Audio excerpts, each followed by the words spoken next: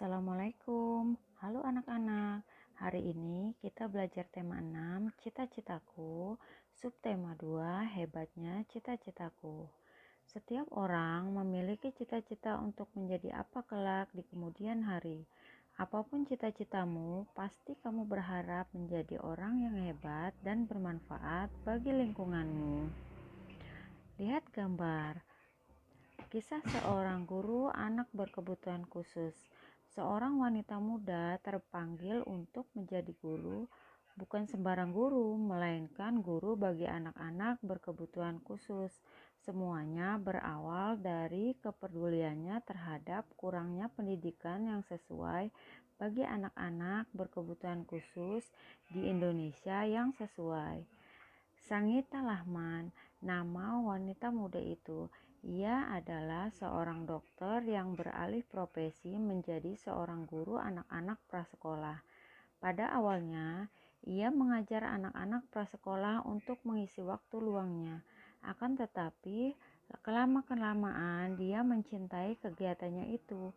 Baginya, mengajar anak-anak prasekolah membuatnya mengerti tumbuh kembang anak yang akan mempengaruhinya saat mereka dewasa kelak. Pada saat mengajar anak-anak prasekolah, ia menemui beberapa siswanya yang berkebutuhan khusus, seperti anak yang menderita autis atau kesulitan belajar lainnya. Anak-anak ini memerlukan cara pengajaran dan bimbingan khusus yang berbeda dengan anak-anak yang tidak berkebutuhan khusus. Ia melihat saat itu tidak banyak sekolah yang tahu bagaimana mengajar anak-anak tersebut. Sangita kemudian memutuskan untuk menimba ilmu dan keterampilan yang membantunya untuk memahami anak-anak tersebut. Dengan demikian, ia dapat menjadi guru yang baik bagi anak-anak tersebut. Mari kita menjawab pertanyaannya. 1. Siapakah Sangita Lahman? Dia adalah seorang dokter yang beralih profesi menjadi guru anak-anak prasekolah. 2. Mengapa ia ingin menjadi guru? Ia melihat tidak banyak yang tahu bagaimana cara mengajar anak-anak berkebutuhan khusus. 3. Sikap apakah yang ditunjukkan oleh Sangita untuk menjadi guru yang baik?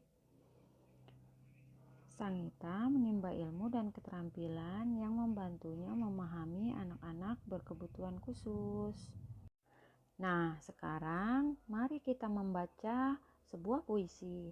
Cita-citaku. Cita-citaku ingin menjadi dokter agar menyembuhkan orang yang sakit. Cita-citaku ingin menjadi dokter agar anak-anak menjadi sehat. Aku harus belajar dengan sungguh-sungguh agar dapat menggapai cita-cita itu. Aku harus belajar dengan sungguh-sungguh agar menjadi orang yang berguna bagi nusa dan bangsa. Ayo kita jawab pertanyaannya. Apakah judul puisi tersebut? Tentang cita-citaku. Siapakah yang membuat puisi tersebut? Muhammad Ridwan Hafiz. Bercerita tentang apa puisi tersebut? Tentang cita-cita. Apakah yang membedakan puisi tersebut dengan bacaan sebelumnya, yaitu tentang pekerjaan dan cita-cita? Buatlah sebuah gambar yang dapat mewakili isi puisi tersebut. Nah, sekarang kalian lihat profesi apa yang ada di gambar ini? Ya, benar, dokter hewan. Tahukah kamu, tahapan pertumbuhan hewan dari kecil sampai dewasa disebut daur hidup hewan. Pada daur hidupnya, ada hewan yang mengalami perubahan bentuk, ada juga yang tidak. Hewan yang mengalami perubahan bentuk tubuh dalam daur hidupnya dikatakan mengalami proses metamorfosis. Proses metamorfosis yang terjadi pada hewan terbagi menjadi dua, yaitu metamorfosis sempurna dan metamorfosis tidak sempurna. Hewan yang mengalami metamorfosis sempurna mempunyai bentuk tubuh yang sangat berbeda pada setiap tahap hidupnya. Pada saat telur menetas, bentuk tubuh hewan tidak sama dengan bentuk induknya, tidak seperti. Perhatikan daur hidup katak berikut.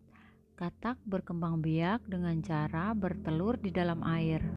Telur itu menetas menjadi berudu yang hidup di air. Oleh karenanya, berudu memiliki insang. 3 minggu kemudian, insang pada katak akan tertutup oleh kulitnya.